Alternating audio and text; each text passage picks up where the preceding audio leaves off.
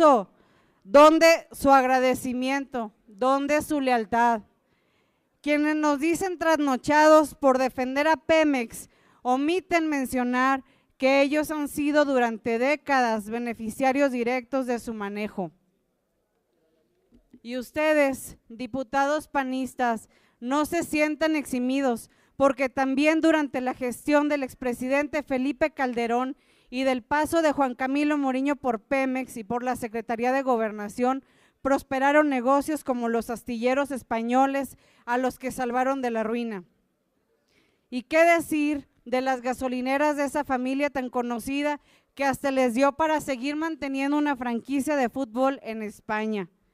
Este debate no es un asunto de caprichos ni arbitrariedades de nuestra parte, es la defensa del manejo de cifras millonarias que deben servir para que el país tenga un verdadero desarrollo y no un progreso de fantasías que se construye a base de propaganda y de multieventos transmitidos en cadena nacional.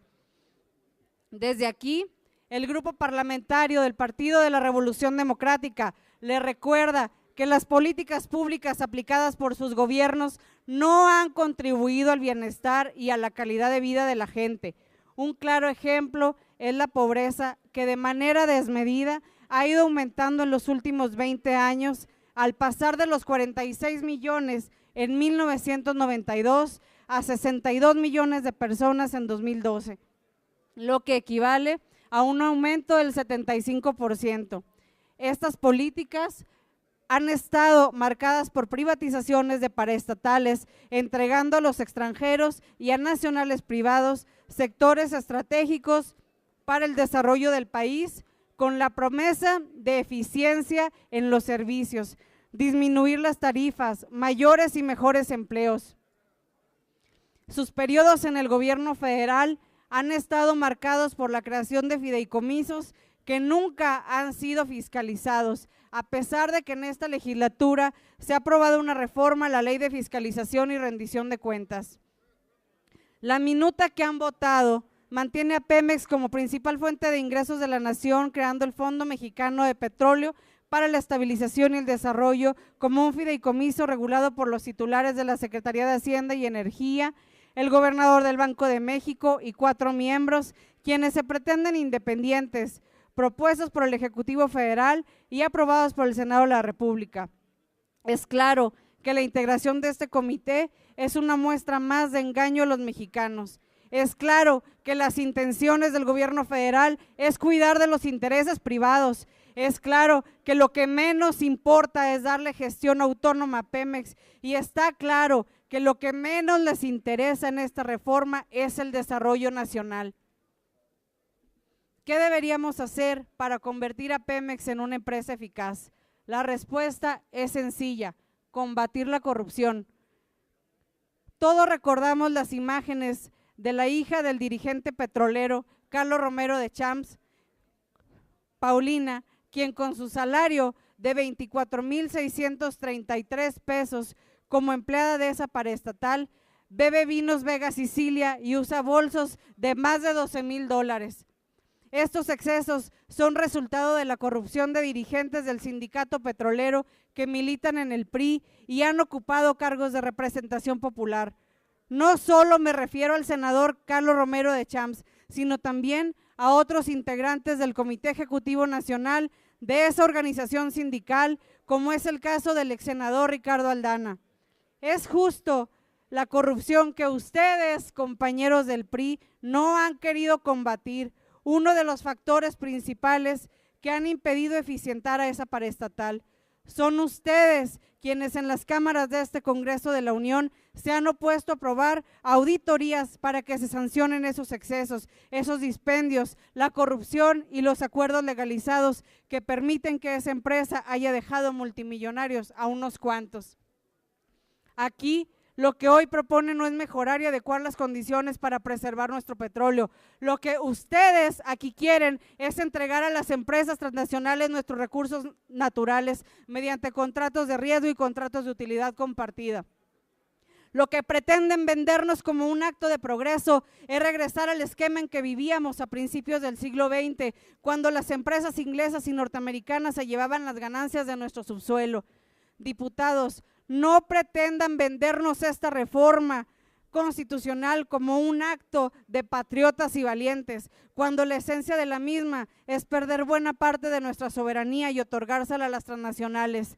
Es falso que con el aval a estas modificaciones vayamos a la panacea de un modelo del manejo de nuestros recursos naturales que no son inagotables. Ustedes no están del lado de la gente cuando su pretensión es privatizar el petróleo, lo cual traerá consigo el aumento de gas, gasolina, del diésel, de la luz. Lo urgente es corregir las situaciones que afectan a Pemex, ese enfermo terminal a quienes ustedes en la minuta que han votado le han dado una condena de muerte de 2 años. Lo que debemos corregir es la falta de actuación para sancionar los dispendios, los robos de combustible, los actos de corrupción, las prebendas de dirigentes sindicales que se quedan con los millones de desfiles inexistentes del 1 de mayo. Todos sabemos que en nuestro país existe una amarga experiencia en materia de fideicomisos. Siempre se hacen en lo oscurito, cada vez que se busca manejar recursos financieros sin dejar huella de su manejo. Tal vez ahora, como decimos los abogados, suponiendo sin conceder que sea una buena medida, pero esta práctica tan socorrida para el dispendio y la corrupción limita la confianza que pudiera haber en nuestra propuesta. En esta reforma, la creación de un fideicomiso tiene una nueva modalidad, radicarlo en el Banco de México, a pesar de que ese órgano no tiene esas atribuciones establecidas en la ley que lo regula. Crear el Fondo Mexicano del Petróleo para la estabilización y el crecimiento parecería una palanca de desarrollo que saque a México del atraso y pobreza, pero cuánto engaño, cuánta mentira. Este proyecto de fondo solo pretende concentrar los ingresos provenientes de Pemex en tanto éste exista para crear organismos y comisiones, así como la canalización de los recursos, sin un proyecto definido de desarrollo para el país, tampoco de distribución de la riqueza. Solo se pretende legislar para normar y legalizar la entrega de la nación, por lo que cualquier apellido que se le ponga al fondo, llámese para la estabilización y el desarrollo, sale sobrando. Lo más cercano a la congruencia sería determinar la política de inversiones, pero por la prisa hace que eso lo dejen para después. La transparencia en el manejo de la empresa paraestatal obligada a la rendición de cuentas por el manejo de recursos públicos es algo alejado de la intención de los que apuntalan la aprobación de esta minuta violentando la legalidad. Se dicen defensores del Estado de Derecho y cuando se les demanda respetar el proceso legislativo de esta Cámara de Diputados, no se inmutan para esgrimir cualquier argumento que les permita pasar por encima de las comisiones legislativas. Ustedes, concluyo, presidente, aunque no lo digan de forma pública, lo que pretenden es violentar la soberanía, volver a un régimen de empresas digno del periodo de la colonia. No, compañeros, no, compañeras. Subastar de esa forma tan burda los yacimientos del país es ir en contra no de un partido, no del hijo de un expresidente, es ir en contra de los 105 millones de mexicanos que se quedarán sin una parte estratégica de nuestros bienes colectivos. Ustedes no debieran asumirse como defensores de la patria, como valientes patriotas vanguardistas, porque entregar el petróleo a extranjeros los hace asemejarse a personajes históricos impresentables como Antonio López de Santana. Que la Virgen de Guadalupe los perdone, porque México no olvidará esta traición. Gracias, presidente.